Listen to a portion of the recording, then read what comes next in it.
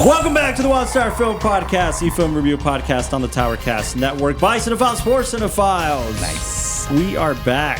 Yes, we are. Ladies and gentlemen, I got real intense with the wide. Where were we? Looked right down the barrel, huh? Where were we? We don't live here, Austin. Like, I mean, I know it feels like we do, but we're not like sleeping in sleeping bags. I live here. I live like under the building. Oh, In the you're the workers' basement quarters? in the guy. worker city. Yeah, in the worker city. Yeah. Nice. We are back, ladies and gentlemen, ending our Sci-Fi Month. Aww. November was Sci-Fi Month. With a bung. I'm sorry, bang. bung. What's a Bung. bung? Huh? It's like a blunter bang. Was it Nice. the same thing you swallowed? Yeah. You swallowed a bung? You sound like a man. Why telling do you, people bro. keep telling me this? We are back. We are ending Sci-Fi Month with a bang or a bung, depending on what my side of the coin favorite you're on. genre, bro. I'd like to introduce my fellow co-hosts, everybody in the room, before we get started. Mr. Michael Delaw, offering a cinematography perspective. I'm Ron Burgundy. You actually do sound like him. Stay sexy, America. Mr. Jean-Eric Goster, offering an acting perspective. How you guys doing? And that's it. His All right. That's what all we're right, going all to right. cop it. Man of 6 words. Go ahead, show him. He I repeats like the words. movies and Anna. Yeah. No, stop. I mean, a name. I like movie. It's just like the movies. tape. What? Mr. Ricky Rodriguez, making sure we're sounding good, Shaking and baking looking over good. there. All of the above. Hey, Rick.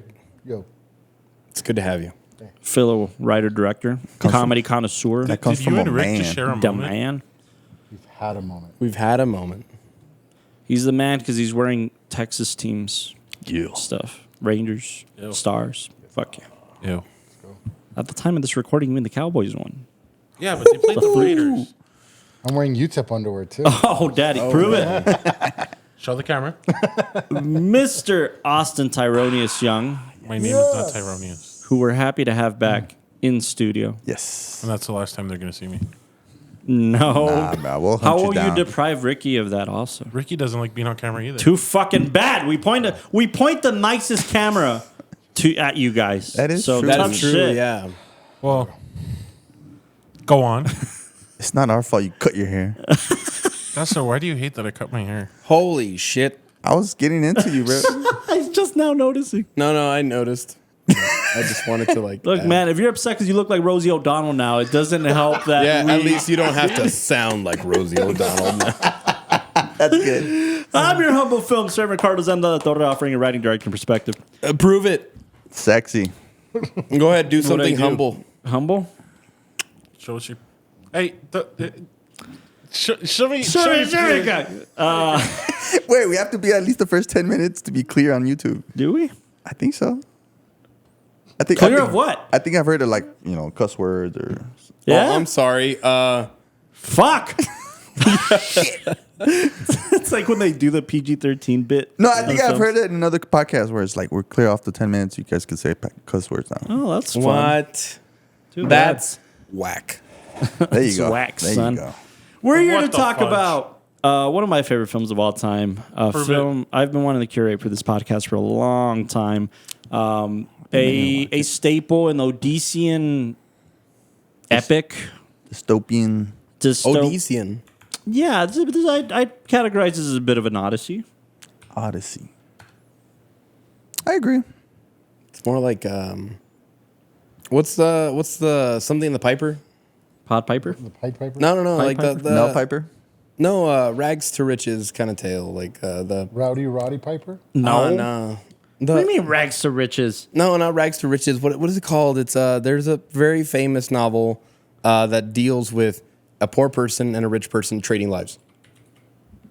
Look, if you want to watch Freaky Friday on your own terms, No. Delaw, you go home and watch Look, ladies Freaky and Friday. gentlemen, Michael's a little under the weather, so he No, might I be know a what little you mean. off. I don't know. I don't know. I mean, sure, but I love how we he's don't trying to really make it see work. the other Isn't it perspective. the Popper and the Piper? Yes. Something like that? See, Rick, you The coming to save Popper the and day. Prim and the the- Prince. No, the Popper and the Prince. Isn't that something like that? Man versus machine, bro. The Piper Princess. No. Peter Piper Pizza's around the corner, Ricky. We could do that after the podcast. The Piper and the Popper. The Piper and the Piper and Popper. the Popper. Fun fact: I met the CFO of Peter Piper's the other day. Did he give you a coupon? She gave me nothing. Just a recommendation. Just a recommendation to go eat at a restaurant. Yeah. That's cool. We're here to talk about Fritz Lang's 1927 Metropolis. David Slane's Metropolis. No, Fritz Lang. Fritz Lang is one of the most important yeah. storytellers of cinematic history. I love cinnamon.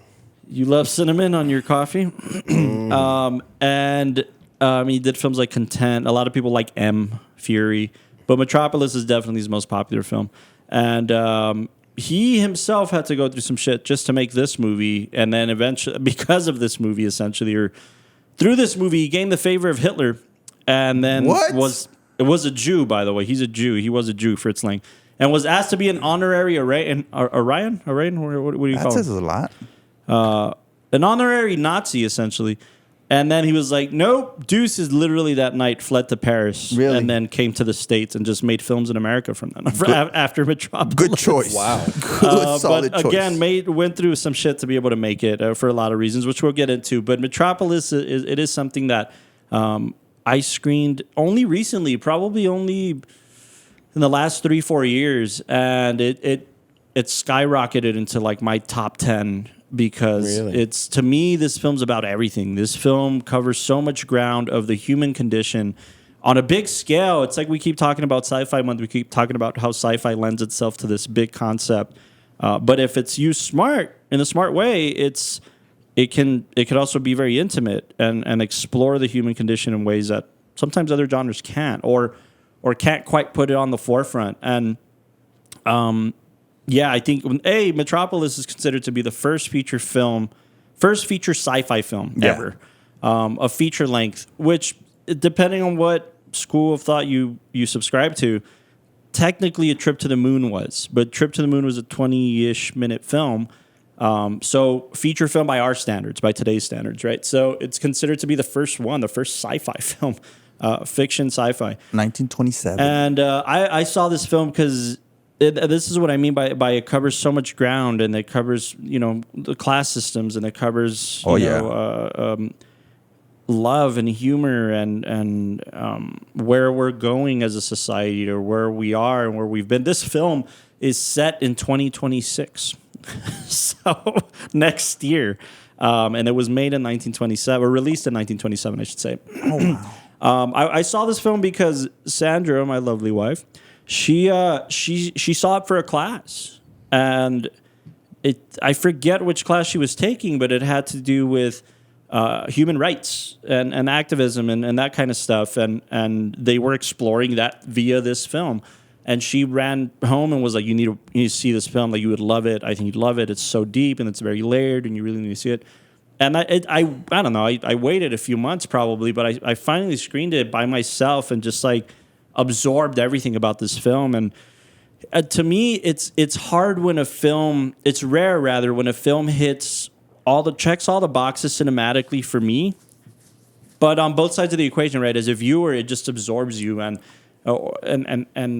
immerses you in a special way through characters who you care about, and there's lots of plot in this film, but it's so layered to me, and you can't ignore the cinematic qualities in terms of its making of the making of this picture and the production design and the use of camera in this, and what always shocks me about understanding that this film was released in 1927 is that's the same year as The Jazz Singer, the first talkie.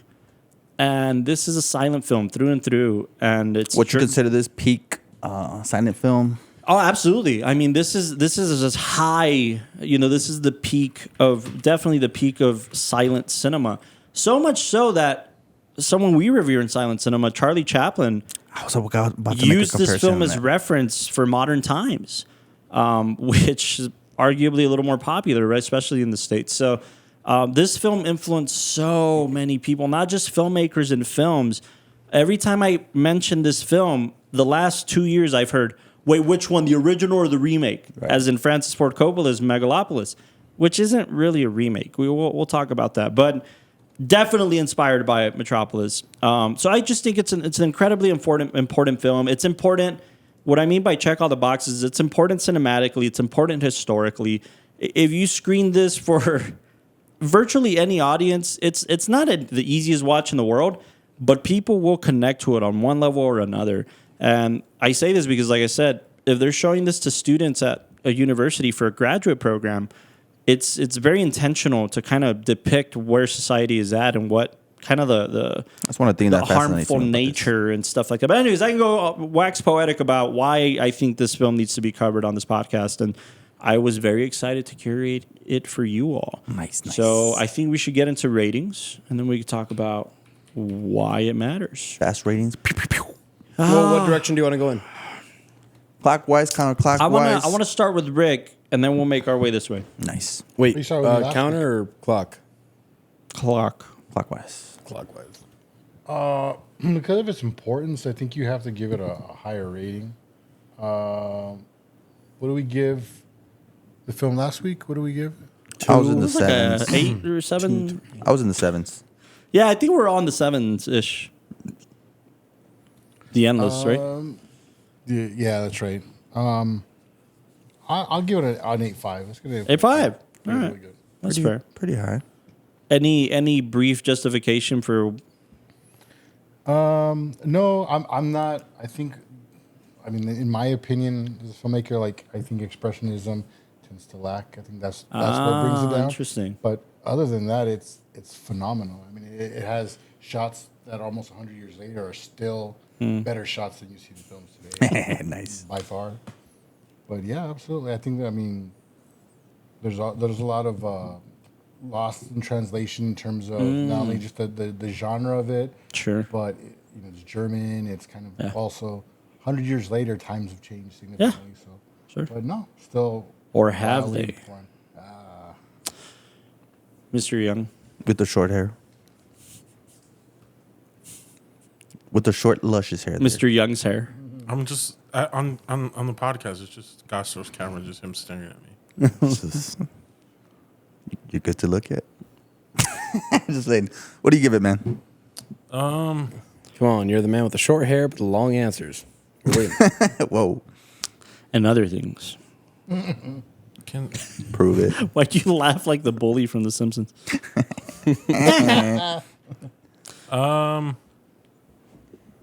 Come on. Give it to me straight, bro. give it to you straight as cooked spaghetti? Or gay. Whichever. I'm cool with it. All right, Austin, you're going to have to make an answer quick I know. because I'm trying. he's sweating. I don't know what's going on with I'm him. just trying to think. Like, I threw water in my head, dude. I get that problem a lot. 9-4. Wow. Yo. Oh, dude. Now I Wow. feel bad about mine. Oh, man. Rick, we can't be looking at that during the podcast. Oh. Now you tell me. Can you pull it up on the screen over here? Rick? All right, 9-4. Any brief justification for it? You just hear and you just see and hear so many inspirations for like film for the past 98 years now that this film's been out. And at least we try to talk about like the pantheon of cinema or what is regarded as or what people refer to as the best. And Yeah. I just feel like so many people talk about Metropolis or pull from Metropolis. Yeah. I agree. I agree with everything you said it on the screen, too. Yeah. Yeah, right there, buddy. That was a lot. That was a lot to process. I couldn't agree more. I think when we talk about the Pantheon, I always try to do that. And you brought up something during the screening, Austin, that you were like, we should do, and let us know what you guys think about this, but we should do like this month covering films that are 100 years old. And this is approaching that. And, you know, I like that. it's very interesting. We are past the threshold of cinema turning 100 years old because it did start in the mid to the late 1800s. And there's so much important cinema that came out. And part of the reason that I want to talk about Metropolis is because of that. It has to sit on the Pantheon because we were dangerously close to this film just not existing because of film nitrate and how delicate Didn't you say and there's flammable. probably like thousands of films that were just lost? Yeah, just lost yeah. forever that we will never gain back again. It's and a that's significant percentage Yeah. of cinema in general, right? Yeah, absolutely. Absolutely. Especially the silent era. Most of the silent era is gone forever. We'll never. I mean, the interesting part about that era, too, is that a lot of things were well documented. There's documents of films that existed, just the film itself doesn't. And films like or foundations like the Film Foundation, which is Scorsese, Spielberg's foundation that is dedicated to preserve cinema. Things like Cinecittà and Criterion and Janus Films, they restore films. They find films and delicately try to put them back together and try to figure out what's the best way of telling the story. Because two of my favorite films of all time, which is Metropolis and A Trip to the Moon, they were lost for a long time. And there were bits and pieces from damaged film prints that existed that they said, well, I guess we can put together these bits and pieces and try to make sense of it. And Fritz Lang's Metropolis lived in that situation for a long time until randomly, I believe it was like in the 60s, they found a dupe film print that they sent to Argentina. What do you mean by dupe? So essentially, because of how sensitive film prints were, especially film nitrate was highly flammable. Like if the sun points at film nitrate, it bursts into flames. They couldn't find a way to preserve these films. So what they would do is they would send the regular film print, the negative rather, through processing and then ship it around the world to be screened. And they would get its wear and tear, and then eventually the film print would fall apart, and then you couldn't see it anymore. So they would always do a duplicate, and they would.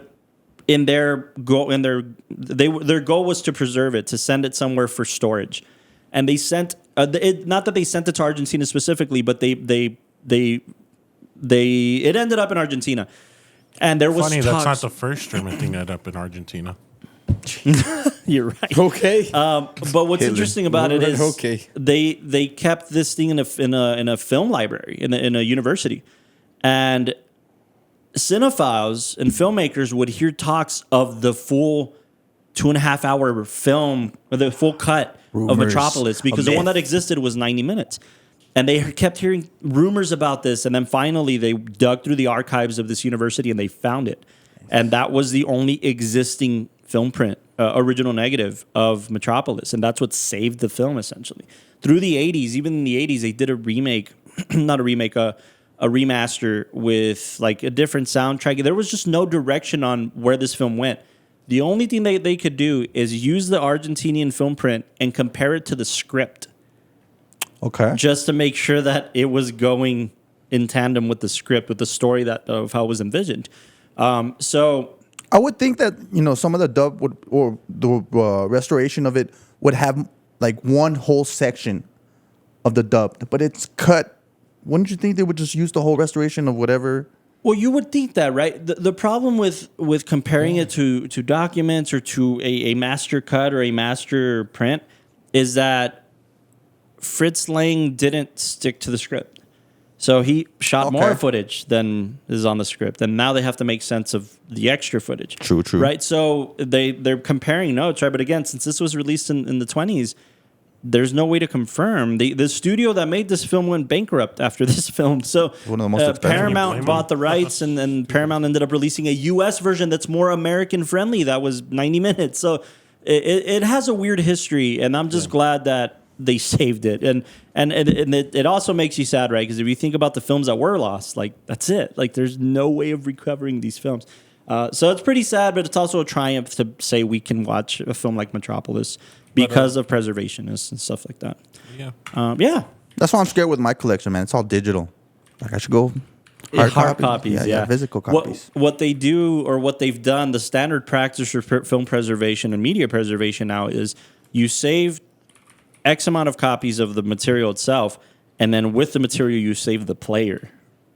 The player. So if it's DVDs, you save a DVD player. If it's a film projection, if it's a 16 millimeter, 8 millimeter projector, you save the film with its player. I saw a little, whatever the shorts on YouTube where they were showing them like a cassette, a VHS, to like the new gens. Yeah, and they were like, what is that? Yeah. Oh my God. Exactly. And they, so like in well tempered rooms, like temperature, cold rooms, essentially, the archives, every major studio has an archive, and then when they buy companies, now they own the archives of those companies, so it's their job to continue to preserve it. But basically U-Haul, like the U-Haul self-storage. Yeah, essentially. But with a lot more drier conditions, colder conditions, so that the films don't burst. Better into customer flames. service. I would hope so. There's actually, you guys know that guy from MythBusters? Yeah. The not the dude who wore the beret, but the other guy. The guy with the beard. Adam Savage. Adam Savage is like a film geek, like film cameras. He like went to Paramount for them to show him what VistaVision was. and show him a VistaVision camera and why it's so important and all this stuff. And this was before PTA and all that stuff like brought it back to the forefront. But he also went on the tour with the archivists of Paramount. Okay. And like the Paramount archivist showed him like original negatives of The Godfather. Showed him original negatives, like how they store them and how they preserve them. And when they bring them out for remasters or when they bring them out for a 4K restoration, what that process is like. And it's extremely fascinating. So he could teach another person just in case, Exactly. Yeah. Kind of keep it. And what's beautiful about archivists, and Chuck Horak can talk to you about this crazy amounts, because he serves as a board member for the Texas Moving Image Archive. He serves as a board member for the Mexican Film Archive. Shout out to Chuck. It's really important to continue to, because 100%. of films, we get films like Metropolis back. The Mexican government, the arts division of it got so Chuck had to drive film reels from Mexico to L.A. to the Academy Lord's Museum. Work. Hell yeah. So that it could be properly preserved, because they found it in some abandoned like extra annex of the film archive in Mexico, and they weren't like kind of taken care of. They're just forgotten about. So they recovered X amount of Mexican films that we probably would have lost if they wouldn't have drove them to L.A. and preserved them. And I just imagine Chuck his car all full of like eating McDonald's. He told me his story, and by the way, there's so many things. I want to get to the ratings, to Costa's rating, but there's so many things you could do. Like we'll probably post the links in the description if we can, but like there's links for like we I remember during the pandemic, Austin, Eric, and I, we bought Super 8mm cameras, and this projector. This is a working Super 8mm, regular 8mm What films hybrid in there right now? I don't know. I think it's just one of the ones that wasn't working. One of those home videos? Probably a home video, yeah. So the guy that sold it to us with a bunch of home videos on Super 8. And we screened it, and most of it was some dude who filmed in El Paso in the 60s. Nice. And he filmed like drag races in the desert, and he filmed like his kid playing in the backyard, which was kind of creepy. It was kind of eerie, yeah. It was super eerie, but we owned the film, and time Chuck capsule. told me, and I still haven't done this, but I should do this. But he says, send it to the Texas Moving Archive. They'll scan it and digitize it for free, and they'll keep it in their archive. Like, and you never know, you might be alive still. And yeah, exactly. Yeah, So you it's get to tell important to some do stories. stuff like that. Send it. Most organizations do it for free just for the sake of preserving the cinema. So, anyways, That Metropolis. doesn't mean go shoot your film on 16 and then send it to them. Yeah. That's kind of messed up, right? But anyway, maybe not. We did the Kodak thing where we sent the Super 8 footage to Kodak in a box that they charge you $60 for to digitize, and it's kind of a mess. Anyways, Grassler, what's your rating on Metropolis? before I give my rating, subscribe, like, and give your rating. Please. On this. Yeah. I know it's a 100-year-old film. Give your rating. on Yeah. it. Do you know about Actually, Metropolis? it's more like 98, but who's counting? I love it. My rating for this one, I'm gonna say it's kind of low, but I like it. I'm a realist. I don't go with you guys. It's just, I'll give it a 7.5. I'm a realist. Wow. For two 7.5. reasons. So better. For two reasons. I just love when a director just, you see his vision of what the future's going to be like. I'm a big fan about that. And then just I was reading up on it, the German expressionist of the acting. It's pretty interesting. Sure. Not saying that I like it, but it's something worth. But you understand it. Oh yeah, 100%. I'll get into that, but it's worth analyzing for sure. Is it German expressionist? Because it's very operatic and it's very theatrical, but is it German expressionist or is it silent cinema? That's why when you said Charlie Chaplin, that's my only reference of silent films that I usually watched. Sure. And it's about big gestures, big expressions, facial expressions, because you can't say anything.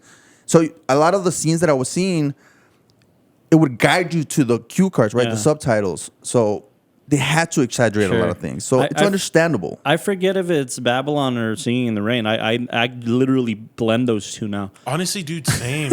But one of them say, no, I'm stupid. It's Sunset Boulevard. Gloria Swanson's the character. bullets. No. So Gloria Swanson's character says, but the pictures didn't get big. The pictures got small. I remained big. Because she was a silent, film star. And I think in Babylon they also say like we didn't need voices, we had faces, and those are common things that. But by the way, the lead actress, the one that plays Mary, she's incredible. But Marie. she was Gustav also. Well, I'll tell a story about Gustav that blew my fucking mind when I was reading up on this film. But the actress, she Rosie O'Donnell. successfully, definitely not. That's her over there. She successfully transition. Bridget Helm. Oh, yeah. Bridget Helm on the right.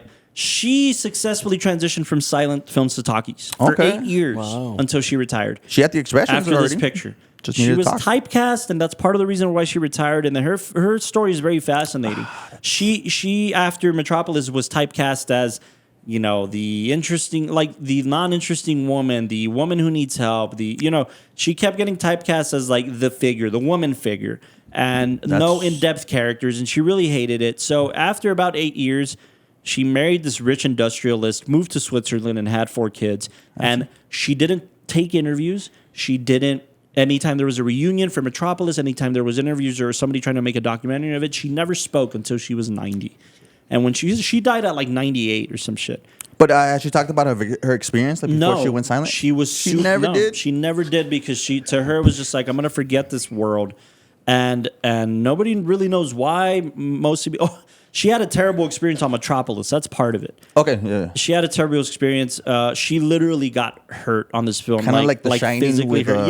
Yeah. Yeah, emotionally. Fritz Lang is known as this, he's a perfectionist, and he's this, Kubrickian Hitchcock type that was a Right. tyrant. And Fritz Lang does have a reputation about this. But Bridget Helm was abused, essentially, verbally, and wasn't having a good time with Fritz Lang. But on top of that, I mean, she was tortured in this metal suit, this wooden/metal suit. Wow. And then you were talking about how hot it must be in there with all It the was lights. super hot, and Fritz Lang insisted that she be the one in the suit, not a double. Yeah, just This is back in the crazy day when they stuff didn't like even that. have doubles? What, Yeah, like that? well, no, they had doubles. She But not was for- just for like, just no, for her? I need you in there. And stuff like that. She, like I pointed out when she was jumping on the bell and the rope, that was her. No stunt doubles. She went through hell on this picture. And part of her experience was like, if I'm going to be doing shitty films that I didn't like, she did not enjoy the experience working under Lang. Afterward, refused to make another film with him. I mean, it's just, she had a bad time on this film and did, like I said, transitioned successfully into talkies for about 8 years. See, but it kind of reminds me like Uma Thurman. She got injured in Kill Bill. Right. But she still respected the fact that, hey, this is what We made something special. And it wasn't Quentin's fault as much as it was like Harvey's fault for trying to hide the footage. You're right. There's a whole So I thing understand her part, but also think the about director. it. You know what I mean? Uma didn't go on to make many pictures after Kill Bill. Oh. She hasn't. Like, she really hasn't, Her daughter's probably made more films than her at this point. Yeah, her daughter's Wait, who's getting your into it. daughter? Maya Hawke. What? What? It's with Ethan Hawke? Yeah. The Hawker? The Hawker. The Hawke, bro. Anyways, yeah, so I'm sorry. But yes, 7.5 and... 7.5. I'll give it a solid 7.5 for my first view. All right. I'll go next. I agree with Austin. I agree with all of you. I think there's a lot to digest on a first screening for something like Metropolis. And I always do this to you guys. I always do this to you guys intentionally because this is one of those, like, whenever we're talking about genre-specific things or whenever we're curating films, I always want to make sure to talk about not just what's important to me, but what's important to cinema, I think, and what's deemed as something that you need to watch in your lifetime at least once. And I think Metropolis falls under the category. It's become really one of my favorite films because cinema like this has to surpass genre to impress me. And you guys know, the past 3 or 4 episodes, I've straight up said, like, it's just not my thing. Sci-fi's never really been my thing. That's my thing. And it has to surpass things. And there's a lot of films that do surpass genre in order to tell a great story. We talked about Back to the Future, for instance. Very much a sci-fi film, but it surpasses genre just to tell a great story. I just watched the Interstellar again. Interstellar, I cried this time when I watched incredible. it. I was like, wow, man, first tears. Arrival, all sorts of things. By the way, quick little side note. I was on the Sony lot for a meeting, and Must be nice. the exec I was with was like, "Hey, I gotta bounce to another meeting after we did our thing." He's like, "But you got the pass, man. Like, go walk the lot, do what you want." He's Jealous, like, and then jealous. he says stuff like, "Oh, Nolan's on 23 and 24 doing No. the Odyssey." Damn. And I walked over there, but they had the red lights on, and it was closed, so I didn't want to. Go in. Smart. But yeah, Interstellar's my favorite. Nolan film I've for seen it sure. like 10 times, but this time I cried, dude. I was so into it. I was like, It's incredible. But yeah, I do Everything. think film, if it surpasses genre, it does something special. And I think that Metropolis is in your face sci-fi. It's very much in your face sci-fi, but it's so much more than that. It isn't trying to be a spectacle for the sake of being a spectacle. It very much is saying something. It's saying a lot of things.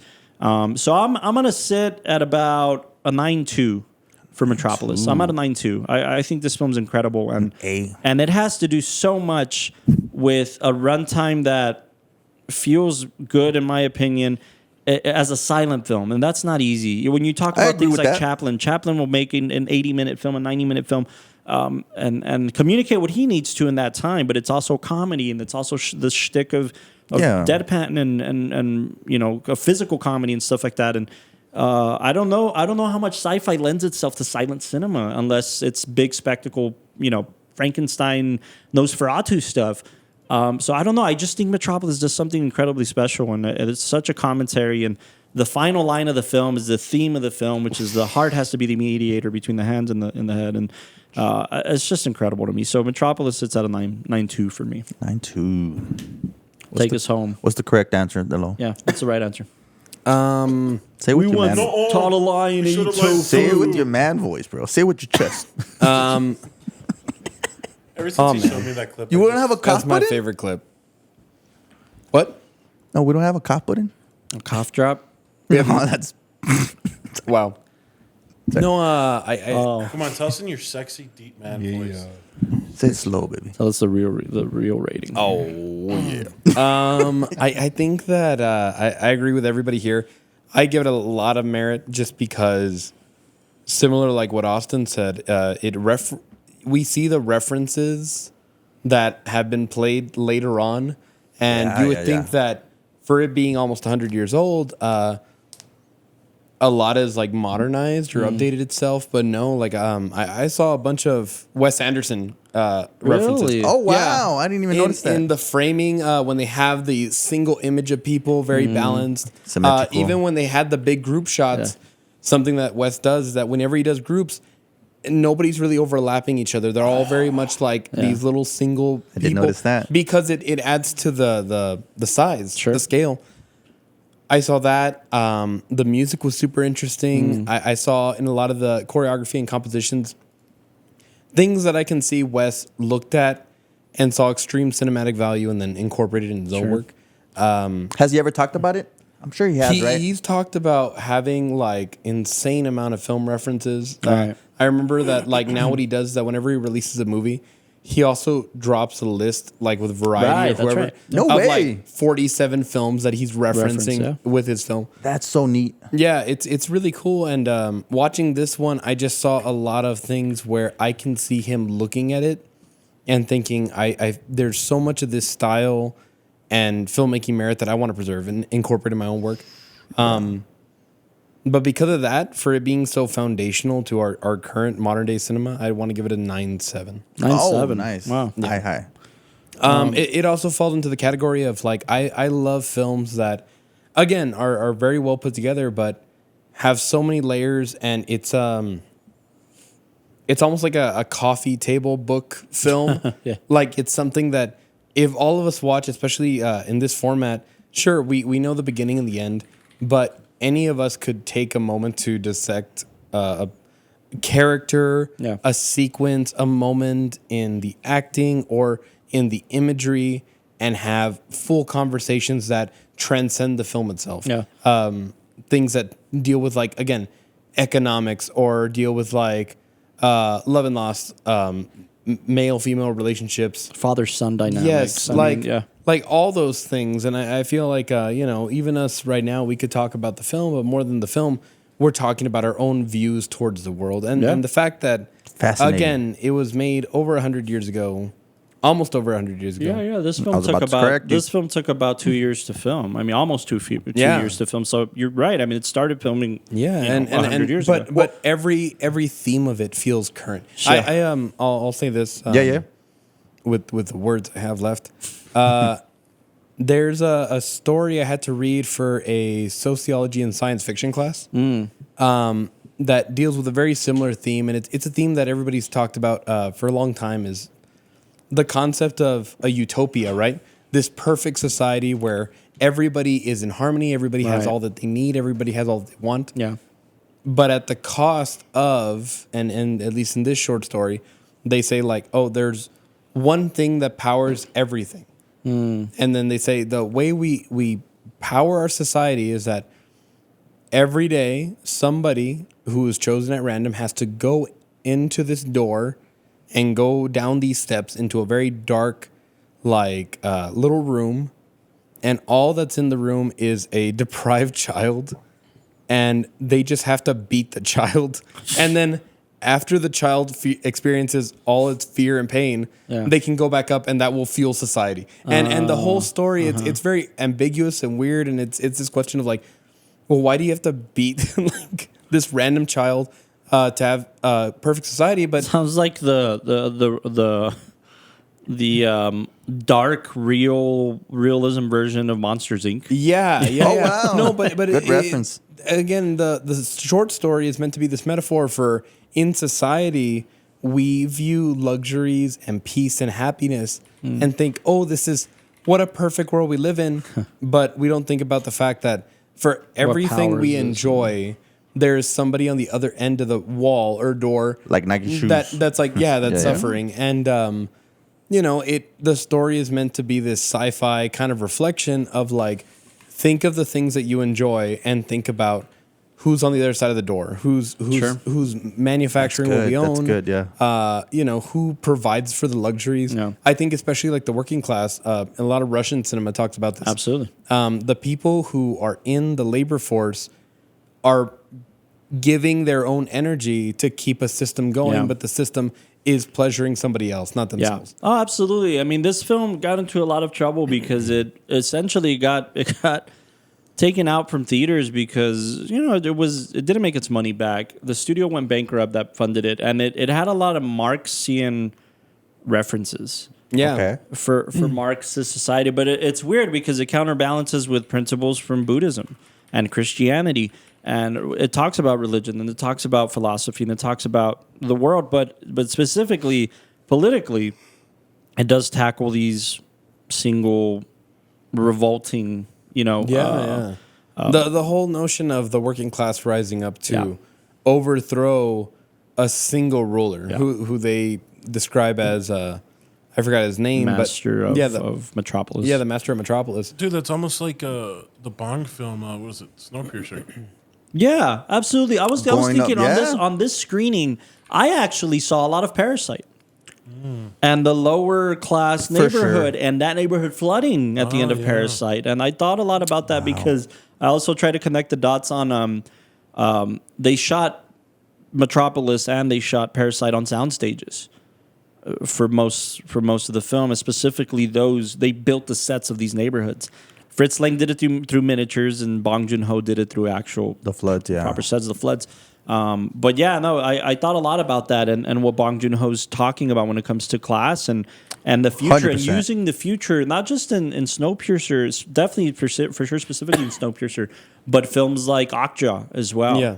And how society treats certain things and capitalizes on the pain of other creatures. And what's crazy is I've never seen Okja. Same. You should. I've had Lockjaw. I have a question for both of you. Sure. What was one thing that stood out that you found revolutionary? I know there was a lot, but one that In the film? stood out, yeah. Well, man, this thing has Hold on, what? this thing has so many pioneering film tactics that we still use today. That cameras on a swing, for instance, On the pendulum? On the pendulum. I mean, all this stuff was started. There's a principle that I really wanted to talk about in terms of the cinematography. If you guys can look it up, it's basically they used mirrors to reflect projection, and it's a specific name, and it escapes me, but it is an IMDb. If you guys go to the trivia, but it's a specific system of using mirrors and cameras at an angle to get a specific shot.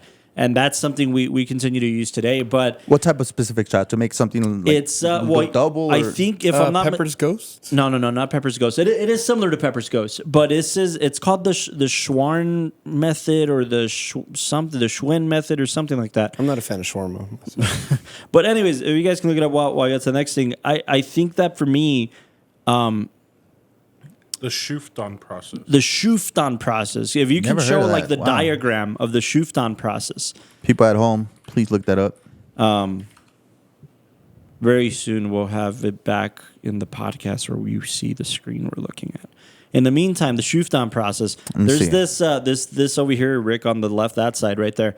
It's essentially. I know you know what this is, Alal. You just zoom in the browser or whatever. There you go. Essentially, you have a drawing, right? And a lot of these backdrops for Metropolis are drawings set against miniatures. And you have a scale or a model, and you're using a partial mirror to shoot the camera at an angle. Right. And it almost like fills the image. Yeah. To trick your brain into thinking this is... It's bigger than it is. Right. I mean, granted, we don't use it so much now as much as we did in like the 50s, 60s, and 70s, but this is like the first time that it was used in cinematic history. Nice. But you see films like Ben-Hur or big scale films. One of the other tactics that they used was there was no what is it called? Are you talking about reprint the film strip to duplicate to superimpose whatever Images, yeah. There's specific printer. Compositing. Is it a compositing printer? I forget. There's a specific printer that does this for you, did this for you, but they didn't exist. So what they would do is they in order to make you feel like there was more extras than there actually were, they had about 1,000 extras for most sequences. Dude, that's most of the budget. Oh no, he wanted 4,000 and he didn't get it. So what he did was he ran the film back in the projector in the camera and re-exposed it on top of itself to make you feel like there's a bigger scale for people, and then to superimpose like specifically the angry mob shots, essentially to make you feel overwhelmed that there's people in your face and overlapping each other. Yeah. He did that just manually in camera on these Mitchell cameras that were the standard at the time. They had to come to America from Germany to get 2 Mitchell cameras that had this ability to freeze a frame. This is part of it. Lord of the Rings. That it could hold, the Tower of Babel, that it could hold a frame in place so that it exposes it, as opposed to like just running it through and semi-exposes the frame. Yeah. You could pause the frame to overexpose the frame. All this stuff was like, again, pioneered in something like Metropolis. A little side quest. Yeah. You saw the new Superman, right? Yeah. I saw that they used a technique of to make him look taller. They use smaller people, but also like in your own Forced perspective. Yeah. Oh, okay. That's what it's called. Like when you're in a classroom or something, and you need a lot of people, you make the desk look smaller and smaller. And yeah, smaller that was a thing created or like very popularized by Billy Wilder in The Apartment. Oh, you remember this? Yeah. In The Apartment, the office. That's where it's from. All the desks in the very back were, and then had Before he little goes people. with his boss. Yeah. And they had little people in the back. Yeah. And then they had normal desks. That's and, interesting. And Phil Buff- taller people. New But yeah, Phil Billy Wilder kind of popularized that in The Apartment, specifically The Apartment. But Walt Disney did it in Disneyland. The castle looks bigger from farther, but as you get closer, the castle's like this That's tall. fascinating for me. It's forced perspective. Forced perspective. But it's very fascinating. Speaking of Superman, the creators of Superman were so influenced by Metropolis that they named its city after it. Oh, Superman see, city's I knew called I had Metropolis. something in there. It's because of this film, actually. Nice. So many things. There was also a moment when he's like gripping his chest at the actor. It's What's when his he's talking name? to his father at the beginning, but like it was his these- heart breaks for seeing. Yeah, the but people. he does a lot of these motions. Right. You think that's a thing? Yeah, I think it's very like referential where you see Superman and it's like when city needs him. That's the move. the gesture he makes. And that's also the move that they make because the whole it's when he's listening to Maria for the first time and she's talking about the link between the hand and the mind is the heart, and that's when he's this gripping his and that's the like it to me it felt like the It's a Superman. very special moment. It might be, I think that's fair. It could be a very referential moment to it. Do you have anything that you saw that was a little bit that stood out? Yes, I revolutionary? mean, oh god, there's so many like still images that like the big one was at the very beginning when he sees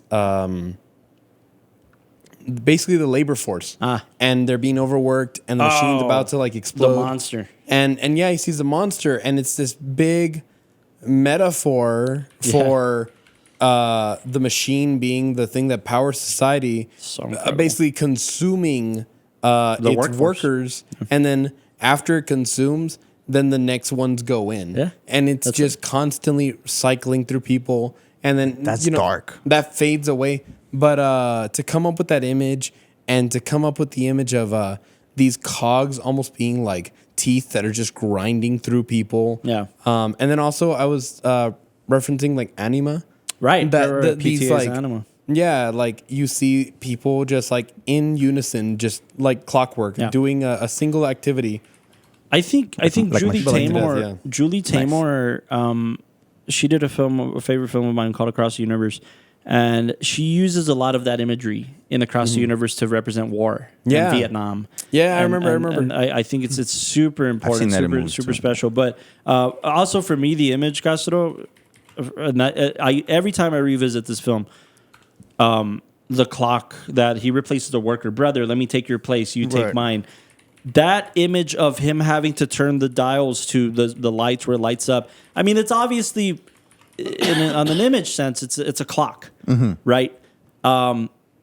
Something that I had read that I didn't catch before is that when you see actual numbers on a clock in this film, it's alluding to the fact that the future is using the decimal system as a clock. Oh, I didn't get that. And wow. if you think about that on a look at this. This image always gets me because it's like 10. It goes only up to 10. Yeah, I was so noticing decimal that, points, like, right? yeah. Like Yeah. intense. So I was still trying to figure it out. and it blows my mind because to me, I think it's so much alluding to the fact that time is currency, and like their job is to point these arms of a clock to whatever the job tells you to do.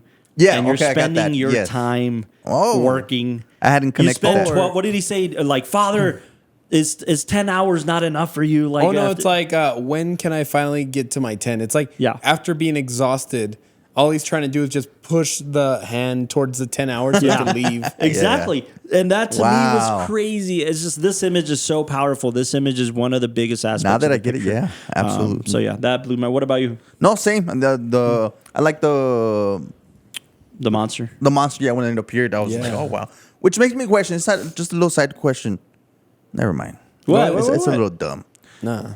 Since they were able to do image on top of an image, Uh-huh. I know the answer already. That's why. Why couldn't they put the subtitles? What do you mean? Oh, like Instead of during a- the image? Yeah, Well, I don't- I feel like during the silent era and everything that I've heard and seen, it's gonna be interpreted different. yeah, no, is that and they don't want like it sticking on the photo. the script would have the images that would go up and then the text would be different. It's not so much that they'd be there at the same time.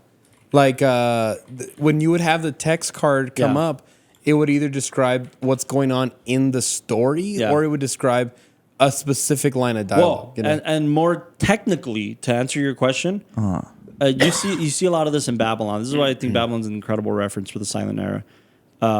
They're hand painted cards. Oh, that's right. They were always hand painted cards. So superimposition for film is just what the film is capturing, right? So you can do that. Yeah. But there's no digitizing yet. It's all hand drawn. So the title cards are card per card hand drawn. So if you wanted to put a text yeah. on the screen, you'd have to get like, let's say the 100 like individual stills and paint on each one the text, as opposed to Or film paint it it. on a title card and then just film that title card for a little bit. Okay. Yeah. Yeah, I mean that makes sense. That makes sense. What I imagine they do is, and I don't even think they got this far in their process. What I would imagine that they do is for each different language for a major market. That's my They would answer. just shoot a new set of title cards for that language. that was my answer, and they That's didn't want what it. I would assume. And they didn't want it just permanently stuck on the Right, image. to draw like the law says Exactly. on the film print. It just we're Yeah. talking about Out the of- future. How did I think about that? Out of curiosity, do you feel like you would ever want to go through the challenge of creating a silent picture? Because I mean, like the artist It would did be that such in a modern challenge. times. A feature film? Yeah, but like, I mean, it doesn't have to be a feature. I know that a feature is like a deep exploration in an individual topic, but like, Are you asking me or Castro? I'm asking both of you. Oh, okay, because you and I made a trilogy. No, but I will say this. Same as I. Does it count?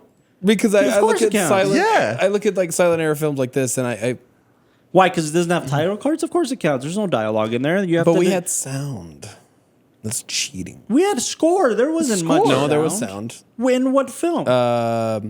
Town Square Tale. He's playing the guitar, and you. No, but that's diegetic. And then when like, they're comes screaming at later. each other, you can kind of hear her gasping. Okay, so there's a little bit of sync I do sound. remember that. Yeah, see, The and then point of sync sound. silent cinema, though, is the limitations that they had of not having sync sound was they had to tell the story visually. And 100%. if I'm being honest with you, contrary to some people, contrary to a lot of my confidants and friends and collaborators, I'm not a very strong visual storyteller. I use dialogue. I use dialogue because I like using dialogue. I think if see you what can you're saying. craft dialogue in a specific way, it to me it's like Sorkin. It sounds like music. It sounds like an orchestra that you can use to manipulate the emotion of the audience. Yeah. And I like dialogue because of that. However, there's far more amongst my circle, even specifically. There's people in this very room.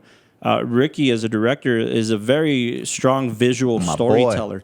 I am not. I am not a very strong visual storyteller. So I think that's where the challenges come from for me. But I think the beats you and I were hitting on the Silent Trilogy were these heavy emotional visual beats. Yeah. And I can do that. I Yeah. think I can like use that as a scapegoat for making a silent Yeah, because I picture. remember on Just Passing Through, Yeah. which was my first time co-DPing. Nice. I remember I was lighting a scene, and it really inspired me, and that's what I brought. He was lighting a scene in the desert, and I was like, Dela, we got the sun, man. We don't got need to that light big this. ball. 5 there. minutes, big boy. No. We were lighting a scene. It was an argument between Yo, boy. you and The girl. the girl. I don't remember her name. Monique. Monique. You guys were arguing, and Hey, look, we're on IMDb. Look at that guy. Aw. She doesn't have a picture. No, but you guys were arguing. I remember just using this one light to side light you guys. But it did exactly what I needed it to do visually. Nice. Was it them or me? Huh? No, it was her. it was them. No, Or her remember, specifically. you're It was walking her. in the I remember background. her. You're Yeah, walking yeah, in the that one, door, exactly. and then I'm arguing with her. Yeah. I was your stunt double. Yeah. But But there's one where it's on her only from the Oh, side. and then right. when we had to light a similar argument scene for Just Past Town Square Tale, it was the same thing. And it's interesting because Yeah. I was able to use the benefit of color and dimensionality. That's Where fair. I know in Silent Era, like you could have these images, but you're trying to create these more stark, flat images. It's also very intentional, right? Because for I don't know if this has ever been done with Metropolis. I don't think so. For Trip to the Moon, they hand painted the film stock in a lot of cases, and it took something out of it. Like they tried to modernize it in that way and try to add color, but the black and white to me is incredible. And, absolutely. and black and white creates. I mean, don't get me wrong. It's cool. It's a cool thing that they would hand paint film actual celluloid to communicate this fantasy element, if you will. But I think that black and white, specifically Metropolis and then Trip to the Moon, adds this texture and it allows for a more contrasty depth of field. And I think it's why it can sell like the miniature aspect and why it can sell the painted backdrop aspect. The black and white serves to your favor, I think, in a lot of those Is that ways. why you still painted it? I painted it because this is a storyboard from George Méliès. This isn't from the film itself. Perfect This is answer. a storyboard that he made. I'm and looking the this one rocket and was that one always right there, red. too. Yeah. So that's a still from the film. This is a storyboard that Méliès made. I like that answer. That's a great So the color, I mean, he thinks in color, right? We see in color. So, but yeah. Anyways, I think the black and white, it isn't just a classic cinema thing. It adds a Can you, texture. look up- They had to be intentional, Right. with shooting in black and white, right? There was Dr. Jekyll and Mr. Hyde. Silent Era which film? one? There's like 4. Well, the first one. The first one, Was that a Silent Era film? yeah. I haven't seen The original, yeah. Can you pull up a still of it real quick so I Dr. can make sure? Jekyll and Mr. Hyde. I've heard of it. I mean, I've heard of references of it. There's a few. When of did that them. one come out? 31. 1931. 1931. The interesting Okay. thing about is this the one with Peter Lorre or not Peter Lorre? Dinklage. Peter Dinklage. No, not Peter Dinklage. Go to all. I Go to forget who the cat.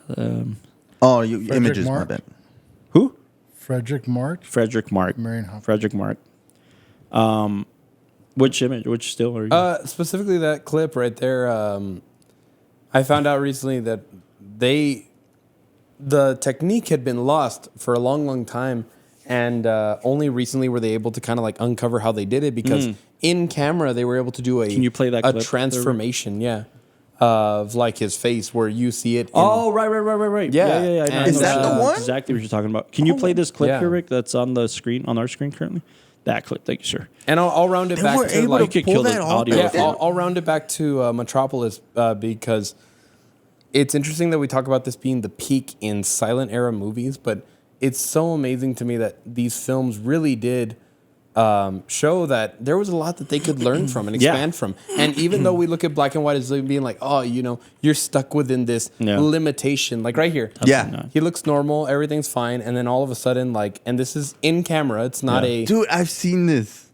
I just didn't know which film it was. I mean, we just covered The Fly, which does Yeah. Yeah, it was But Look like in camera, right Look at there, that. look at that. And what's really cool about it is that for a long, long time, people always wondered, like, But tell me how they're doing this. oh, like where did they go back? Yeah, so there's no switching or doubling or anything like that. What it is that in black and white, they had obviously makeup on, right? And you see heavy makeup in like Metropolis. Well, what they did is that they used red and green makeup. And what they did is that Fascinating. they added a lot of like, I think it was like green hues Yeah. on his face. Yeah. But then they angled the green light at him. And then when they shifted it over to red, the red added more contrast. Yeah. So all that makeup's on him right now, but it wouldn't pop Amazing. out until they had the right Amazing. colored light. And because it's in black and white, all you're seeing is contrast. So that first face right there, it has all of that? It already has the makeup in place. So if anything, they Brother. probably like off camera, It's they kinda popped in like, the teeth. You know, they popped yeah, in the it's kinda teeth. like- no, yeah, the if teeth for you, sure, but that the It's kind of like makeup. if you had like red paint on your hand. Yeah. And they used a red light. Well, then it's going to make your skin look red and that look red. So it all balances out. It's but the second they put like a 1930s. blue light, Yeah. it's going to I've also have this seen that one. hyper contrast. It's the 1930s version of what we can do with infrared. Now, Yeah. essentially. Yeah, That is we're- so fascinating. We're changing the color is going to completely Look at that. change. Look at yeah, that. look, Look at that. Like that. It's you a light change it to shift. blue, and then it's going to be Yeah. hyper contrasting and On super camera. interesting. Nice. All this to say that like these techniques that we're seeing in Metropolis, way ahead of their time, and I mean really developed visual storytelling. Yeah. Well, now, To a maximum, now right? do we see what Coppola means by like him and Scorsese did a great interview at Cannes around the time Yeah. Taxi Driver was coming out. A Taxi Driver won the Palme d'Or that year, and they had this interview on the rooftop. And of course, you know Coppola was the big brother and stuff like that. And he says, cinema's 100 years old, or not even 100 years old at the time. And he says, and we've discovered about everything we need to discover about storytelling. We've only discovered about 10% of what cinema can do. And 9% of it was discovered in the silent era. And this was 1970s. You know what I mean? This was 77, 78. Yeah. And he said that. He's like, 9% of the 10% we've discovered about cinema was discovered in this era. Nice. And it's true, man. It's all like, Del Toro just came out with Frankenstein, and we talked about that, right? A little bit on the last episode. We touched on it, yeah. This is one of Guillermo del Toro's favorite films of all time, is Metropolis. So is Dr. Jekyll and Mr. Hyde. So is the original Frankenstein. So, like, these are films that are silent era pictures that carry so much weight. Technically, they carry so much weight on the story front. There's so much to say about pictures like this. Absolutely, Yeah. man. It's very interesting. I want to talk about the actor. Can you really go really quick to the main actor? I didn't like the main actor so much as I like the girl. the It's actress just and the. because of the style. Like I feel like that very. Gustav. I feel like he was supposed to be playing the guy that falls in love, but he just didn't have the face. Obviously, the gestures are exaggerated, but it's that operatic, very performative. You aren't just a sad person; you are the embodiment of sadness or shock. Or yeah, that's what I'm appall. saying. Like maybe I like to put it like this: like every gesture was like symbolic, symbolic for like fear. So that whole scene was Absolutely. all just fear. So you can't subtly turn it. It's all like full 'Cause blast fear. I happy. likened it to. His name's Gustav Froelich, by the way. He played Freder. I likened it to the beginning of his arc, the beginning of the film, he's a child. He's a child running to daddy saying, "What is this?" Very it's exaggerated, very for sure. like childlike sensibilities. And then as it progresses, he becomes his own man. I'm fascinated more on Mary because I don't know if she had many references. Like us actors, we could go back into like, oh, this is the this character, this actor played this character, kind of how I want to play it. I don't know if so much she had that reference back Well, in the they day. did. They did. It was Yeah. just through theater. That's where I feel like I was gonna say. Okay. A lot of early cinema is Yeah. basically filmed theater, and then Yes. only after things like Trip to the Moon, Yeah. Méliès, then that's when they felt like, oh no, the camera an- can do so much more to a performance. It doesn't just have to be theatrical. Right. What Méliès did for cinema was discover special That's effects good. and editing. That's good. What people like Fritz Lang discovered in The Jazz Singer and all these films from the 20s was, oh, you can use camera. You can shift camera. It doesn't have to be a wide. Oh, Or okay. It doesn't have to be theater. Yeah, like Absolutely. look at the over the shoulder shots. Yeah. The close-ups in Yeah, this the movie close-ups, for sure. Those shots are so iconic. they're so iconic. You but and I used a reference without even seeing this picture together Yeah, absolutely. in our latest film. And so who was it this time of the beautiful classical I Hollywood was gonna hairlight, say the close-up. center frame Yeah. there. With the backlight. Yeah, Oh, but, it's but so Absolutely, beautiful. just going through the hair. I don't know if this will blow your mind at all, Castro, or if it'll impress you more, or if it'll be like, well, that makes sense. Let me see. Bridget Helm, by all intents and purposes, was a star of the silent era in Germany. Absolutely. She is an experienced actor. Let's put it that way. Gustav was an extra on this film. Makes sense. He was an he was an It just, extra. He was an extra. 2 days into shooting, they recast. 2 days into shooting, they saw this guy as an extra, and one of the producers went up to Fritz and was like, "You gotta see this kid. I mean, This he's kid's, good. like, It just better." And they replaced the main actor with this That's dude insane, dude. For after such a 2 days big of film. shooting of him being an extra. That's And insane. now he's the lead. I always saw this is what I like about Metropolis is I compared Gustav to. And granted, I haven't seen any of his other films, but Who would you compare him I to? saw his face in that. I don't know. It called out to me, man. It called out to this combination of an everyman and a movie star. Like he was a leading man. I saw this man, and I saw he's a leading man, but at the same time, he has these sensibilities of the everyman, which is weird because he's playing this rich dude, right, who's trying to appeal to the everyman. But I saw a leading man as soon as I saw his face the first time I saw okay, Metropolis. maybe the rich guy, bitch face, kind of. And then that's how I reference it. Yeah. But I don't know. I kind of saw it more as he falls in love with this girl. Definitely. And he just didn't have that. He didn't sell that face to me. But you didn't dig. And what's interesting it's all that makeup. about Bridget Helm's character, she's playing two characters. Amazing, dude. Right. I mean, for her to pull that off, right? From her being the real human, she's soft, calm, Yeah. soothing. And then you see the robotic, even that seductive. the Yeah. character, the eye twitch, Yeah. The eye joke, that's what I'm saying. Like, now that you open my eyes to that, maybe she saw that in plays, but for her to do that in film, with not many references in film, I find that fascinating. That's and the beauty of respectable. a close up, though, right? That's Exactly. where cinema stands over theater in the sense And that's that where you it's can. perfect to exaggerate, Yeah. and especially in that, You also have to think, right? Theater at the time, you express through dialogue. You have to project and you have to make, hit your mark and say your lines. That helps. With cinema, with silent cinema, that's all you can't got. depend on that. You just got your facial expressions. Absolutely. very impressive. Very impressive. Yeah, I mean, look, like I said, this film I think is so influential for a lot of pictures. And I could list, everything from things like Metropolis to any other sci-fi film. I mean, Austin and I were, during the screening, Austin kept pointing out the fact that there's so much John Williams in this score. And I mean, George Lucas very deliberately borrowed. Oh, I mean, yeah, yeah. if you're C-3PO is not, if you're not seeing the robot and aren't seeing C-3PO, like, You know what I first thought of? Robin Williams' Bicentennial Man. Bicentennial Man, was like, absolutely. whoa, I'm wow, sure that's- Bicentennial Man was influenced by this For film. sure, 100%. Absolutely. Yeah, there's lots that this film really that filmmakers borrowed from and love. Yeah. From Metropolis. Yeah, look, there you go. C-3PO. For sure, 100%. I wish C-3PO had tits. I think we all What did. if C-3PO and this creature Fucked and had a... would that be? Oh, look at this. These are a lot of the references as I think somebody pointed out earlier. Lord of the Rings, for the Tower of Batman. Babel, Batman. Yeah, absolutely.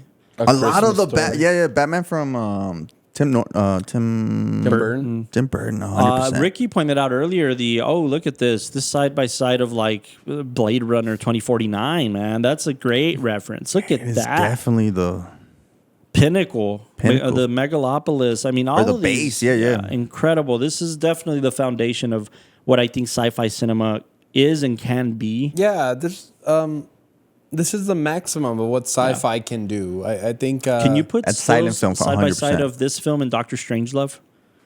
Yeah, absolutely. Yeah, because I feel like, especially like when we talked about the genre, and like it's funny for comedy or horror month, we're always trying to say, well, what's its rating on a comedy and what's its rating on like a horror? And I think Head brought it up last time that sci-fi really isn't a genre when you think about it. It's a backdrop. It's a place. Yeah, it's a backdrop that I'm starting to see that we for have a science fiction premise, but they're love stories, they're psychological horrors, they're in this case it's almost like a societal thriller. It's 100%. All that. it's all encapsulating. Look at that. Even but again, Dr. Strangelove had some. Yeah, all of it I and think more. what I've loved about the month in general, but also about the genre, because I really like sci-fi, Yeah. Same here is with me, the bro. fact that all these things give you a very safe platform that if you were to scrutinize aspects in the film, you could critique me. society without feeling like you're directly attacking anybody. I wonder though, do you feel that about this picture? Absolutely. Because I think it feels a lot more dangerous to me. And it has a lot to do with the times. It has a lot to do with the fact that this was alluding to some very specific Marxian and Nazi regimes that were forming. And I don't know. I understand what you're saying about the safe space to depict. Yeah. But this felt dangerous to me. I agree. This felt on the edge. I think because As even just for his visionary, for sure. I think because there's moments in here where I almost alluded to a save the cat kind of moment, especially the ending, where he actually does become The mediator. heart to the mind and the hands. Yeah.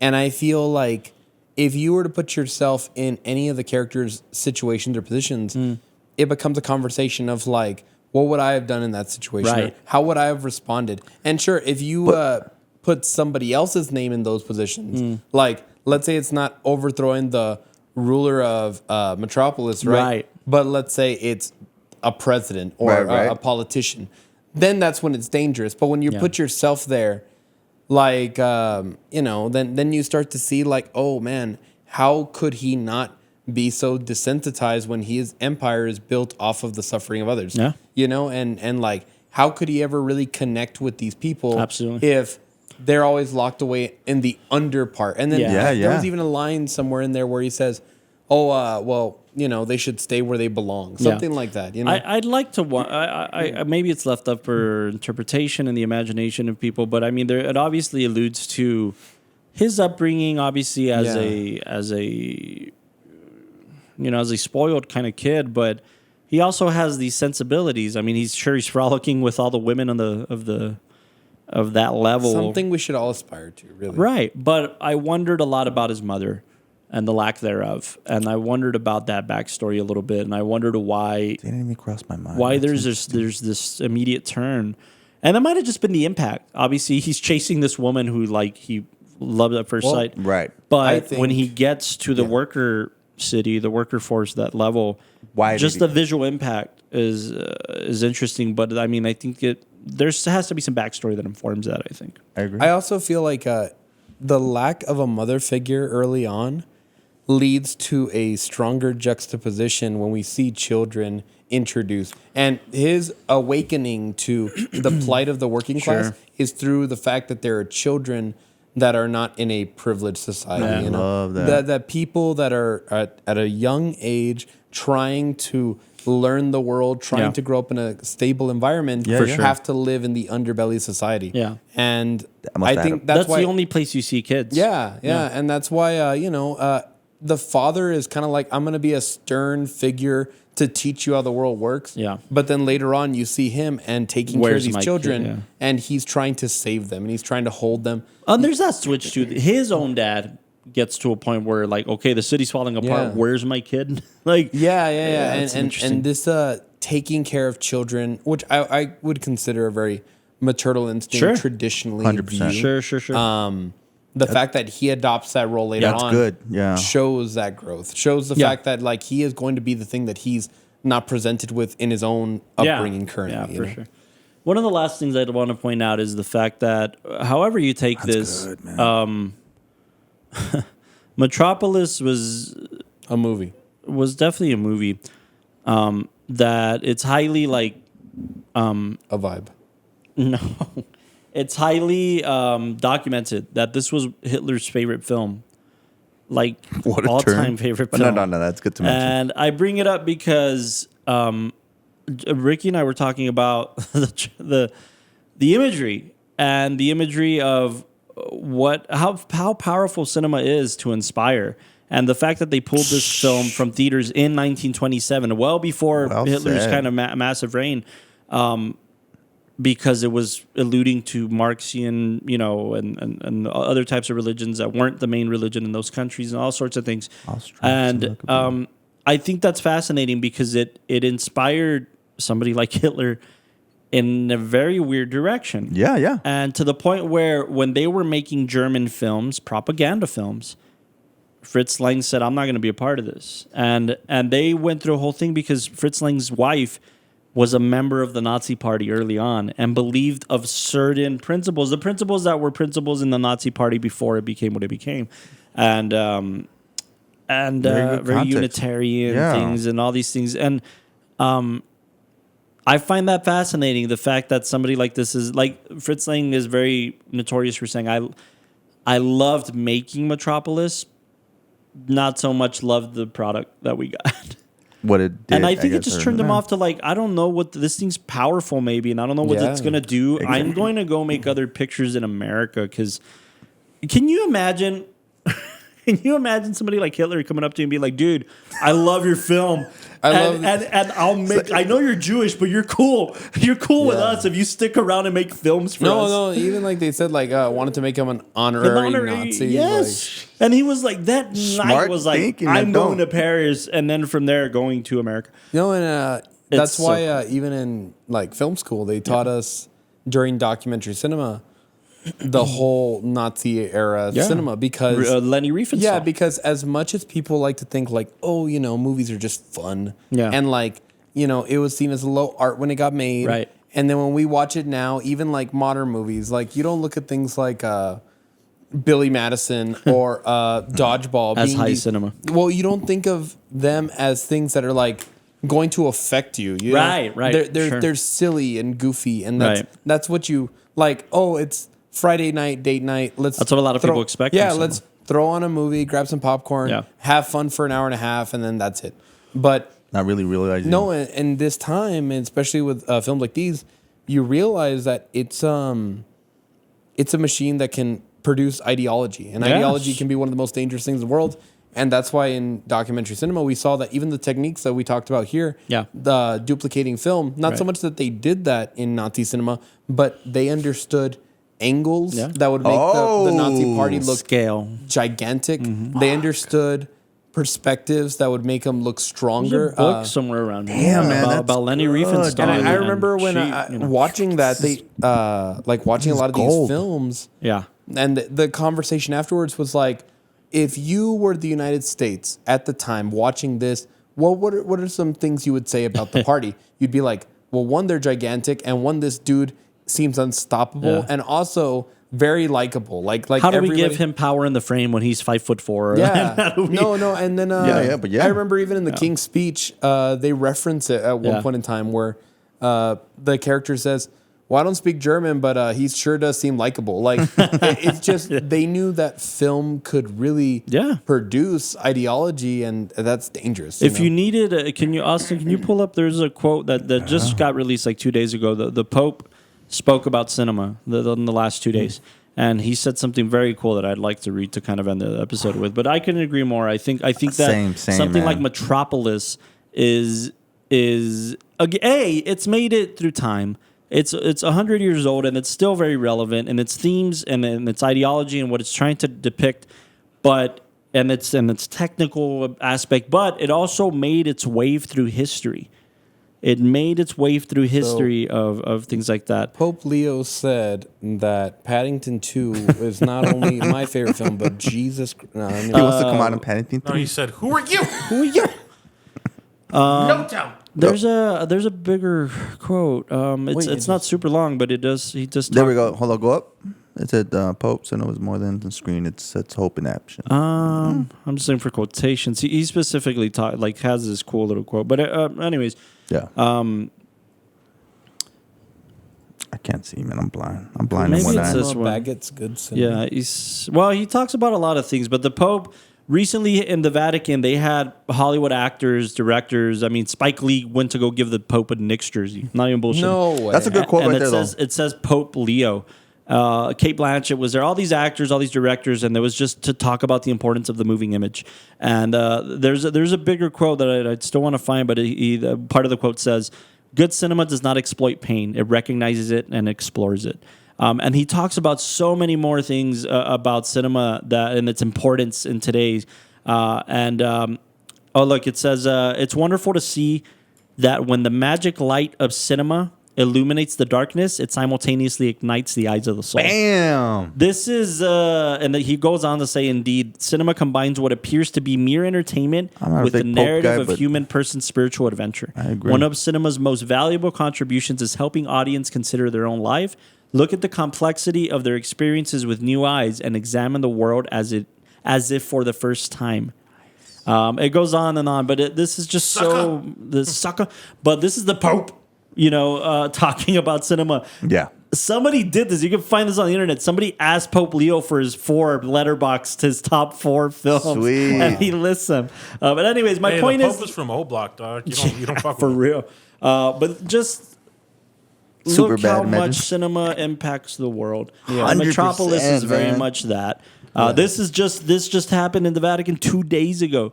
Let alone something like Metropolis that has stood the test of time and survived over 100 years for generations to keep on watching. So I feel like I had a second and third watch with you guys, so I definitely go with up in my rating to 8.5. I dig it. 100%. Like I would have cut all this maybe in a couple more takes, but yes, man, it It goes up. requires Metropolis specifically requires so many more watches. Yeah. It's such a big. I'm kind of picture. embarrassed. I I also gave it think such that a- this is a good film to watch before something I wanted to do later on, which is Man with a Movie Camera. Absolutely, Man with a Movie Camera. Absolutely. Very similar techniques, but it's a difficult watch. Yeah. I will not say it's easy because. If you recommend it, hell yeah. No, it's just an olden perspective of the world that requires you to be very cognizant about something that's not modern. Yeah, another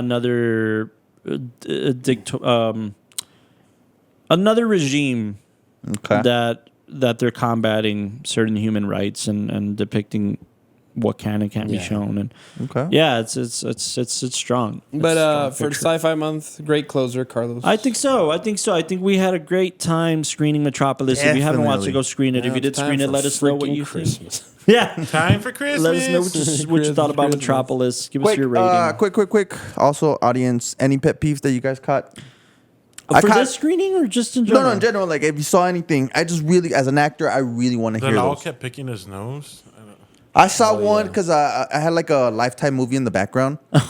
Yeah, it was just I just left it in the channel. When people act too drunk, where I see that. You know what I'm I saying? see. And usually it's the moms, where they just kind of overactively like stumble, and it's like it progressively. I don't know. That's Yeah. another one where you go too drunk. That's fair. Pet peeve. That's fair. To your other question, I screened a film. To your other traditional question, True. I screened In a Lonely Place, a Humphrey Bogart film Oh, yeah, that you I were thought telling me was about that. incredible. It's been on my list forever, and What I finally year? threw it on. This must have been in 1940. 40s. 45. I'm sure this was after Casablanca. Okay. And God, man, it's you don't see Bogey in roles like this. He's playing a washed up Hollywood screenwriter, Love it. and that gets in that becomes a person of interest for a murder, and he has I to see prove it. his innocence, but he falls in love through the process. But he's a drunk who likes to beat women, and it's just such an interesting picture. I really highly recommend it. It's a really good film. In a Lonely Place. Della. Yeah. I'll do pet peeve and then I'll do what I've seen. But Nice. My pet peeve is, and I really don't think it's on an acting front. I think it comes from the script and the directing. Yeah. I want to hear it all. There's so many movies, and you see it a lot in Lifetime, but you also see it in like young screenwriters when they write it.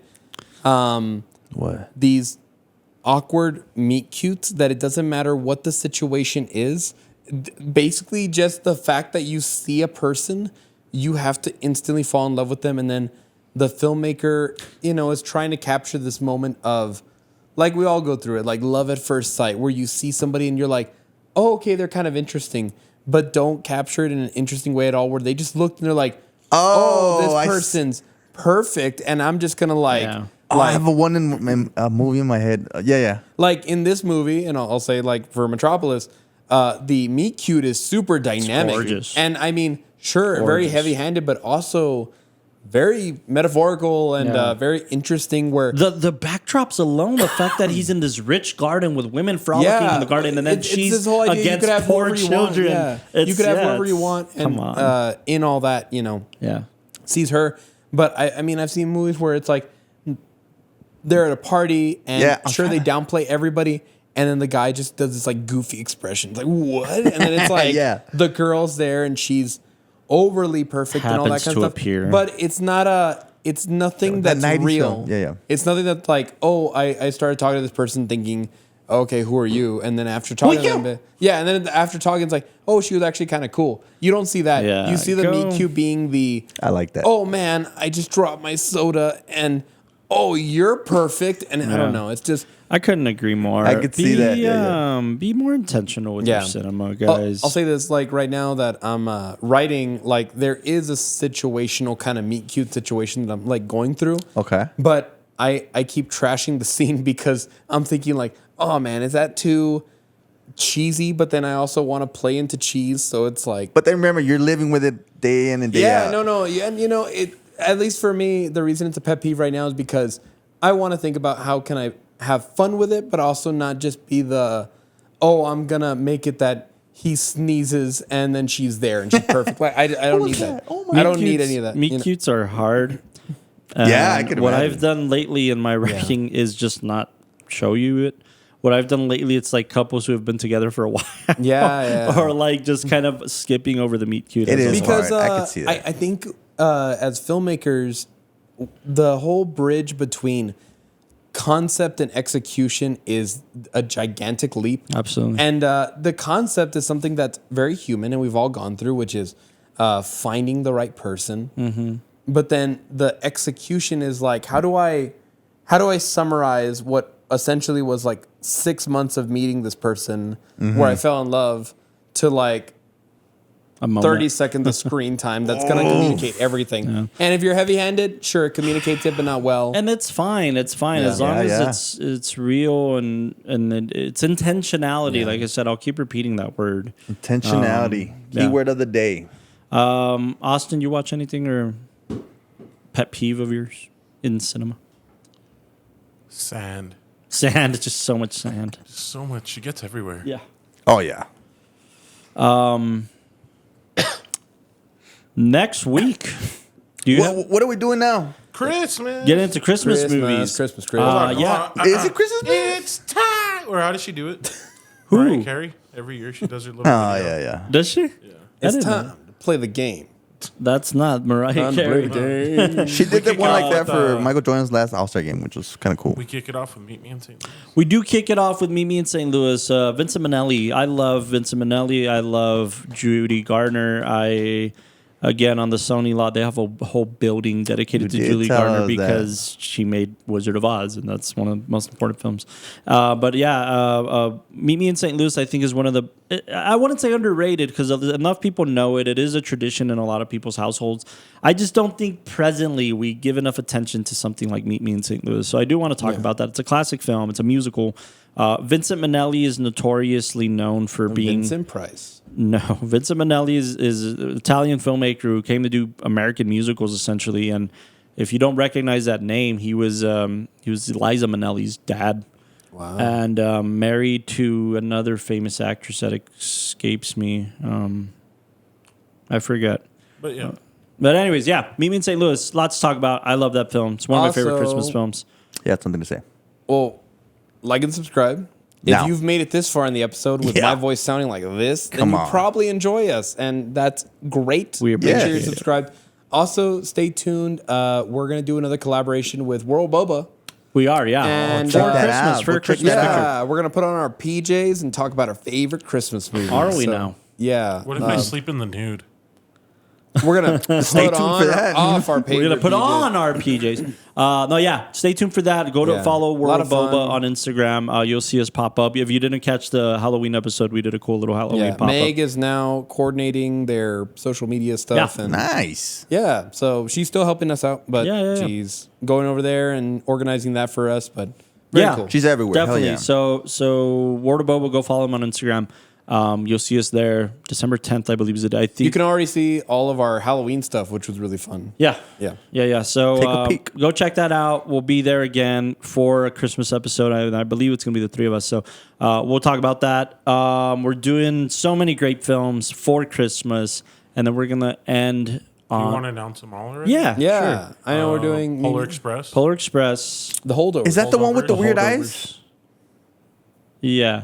That's the one with the Or weird it's like the Tom Hanks billboard. Yeah, Tom Hanks featuring Tom Hanks with Tom Hanks and the Polar Express. Yeah. I haven't seen it. Oh Okay. It's my great. God. It's great. It's As a treat. as an actor, I would love to get your perspective on one man playing everything. I mean, genuinely, Literally. the train conductor, The Jackie kid, Moon of Yeah. cinema. he plays a kid, gosh, a few kids.